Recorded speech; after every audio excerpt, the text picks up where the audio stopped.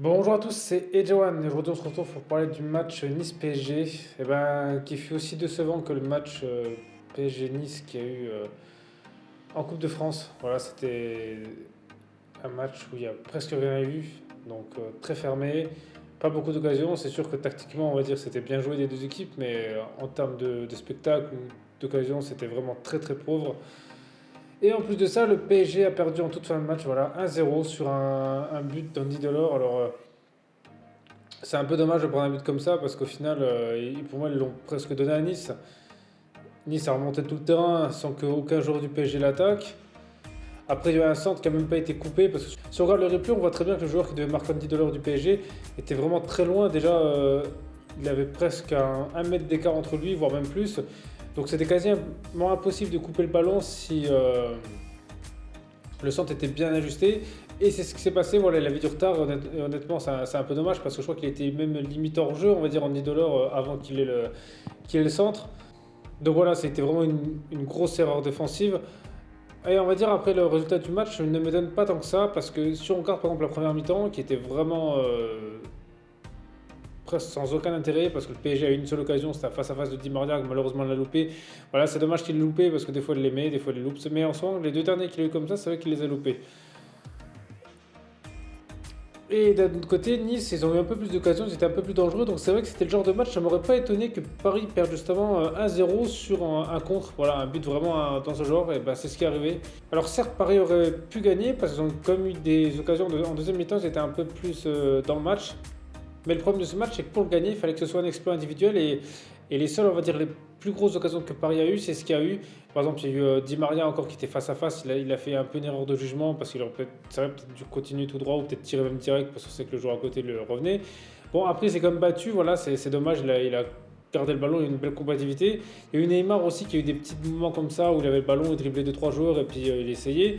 Mais le problème, c'est que s'il n'y avait pas un des deux joueurs là qui faisait ça, il n'y avait pas d'occasion. Donc ça veut dire que ce match, pour le gagner, c'était exploit individuel ou rien. Et si c'est le cas, ça veut dire que la tactique n'était pas si bonne que ça parce que Nice ont quand même réussi à avoir des occasions. Et je pense que Paris, la tactique n'était pas bonne. Et les attaques placées du PSG, c'est souvent un de leurs défauts. S'il n'y a pas vraiment un exploit individuel. Après Messi, malheureusement, je pensais qu'il allait faire quelque chose d'autre parce que là, oui, il a fait quelques bonnes passes. Mais bon, c'est comme un joueur d'expérience. Donc les matchs comme ça où les joueurs ils mettent le bus, s'il n'y a pas moyen de passer, je pensais qu'il aurait fait autre chose parce qu'il n'a même, même pas essayé de passer, ça m'étonne. C'est vrai que Messi ne le fait quasi plus de prendre le ballon et essayer de passer tout seul. Neymar le fait encore, mais Messi le fait plus. Di Maria le fait encore et je trouve ça dommage que Messi n'a pas tenté parce que ça aurait pu être la solution, même des frappes de loin. C'est vrai que pour le PSG ne tire pas de loin parce que c'est vrai que il marque pas assez de loin et je pense qu'il y a comme des joueurs comme Neymar, même Messi ou Di Maria, ils savent marquer de loin. Je pense que c'était peut-être la solution à faire dans ce match, au lieu justement de s'entêter à vouloir aller dans la surface, mais peut-être une belle frappe de loin, ça aurait pu être la solution. Voilà, sinon après dans le reste du match, il n'y a rien eu, c'est-à-dire que le milieu était un peu cadenassé, ça se jouait là.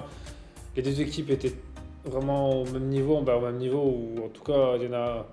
Ouais, les deux équipes, en tout cas, ils se livraient pas, c'était un match vraiment ennuyeux. Et à croire que justement, quand les deux équipes là s'affrontent, c'est toujours comme ça, parce que c'est qu'en Coupe de France, honnêtement, moi je pensais que c'était le PSG qui voulait pas y mettre du sien. Et là, c'est la même chose.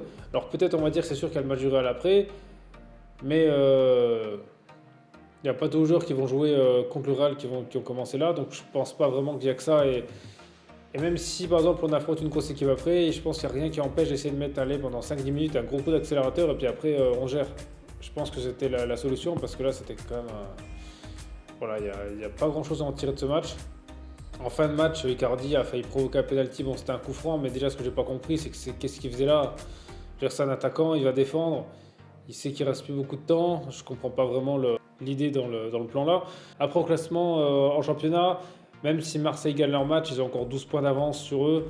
Donc c'est pas encore trop grave. Ouais, ils ont presque 4 matchs d'avance sur eux, donc c'est pas un souci de perdre un match. Mais espérons qu'ils ne retombent pas dans les travers, parce qu'admettons, ils se font éliminer par le Real Madrid, il ne reste plus que le championnat, il n'y a plus la Coupe de France. Peut-être que dans le mental, ça peut être compliqué justement d'avoir trouvé la motivation de finir le championnat. Donc voilà, après vous, justement, dites-moi dans les commentaires ce que vous avez pensé de ce match, ou s'il y a des choses que vous n'êtes pas d'accord avec moi. Et sinon, merci à tous d'avoir regardé cette vidéo, c'était Edjawan, on se retrouve très vite pour une prochaine vidéo.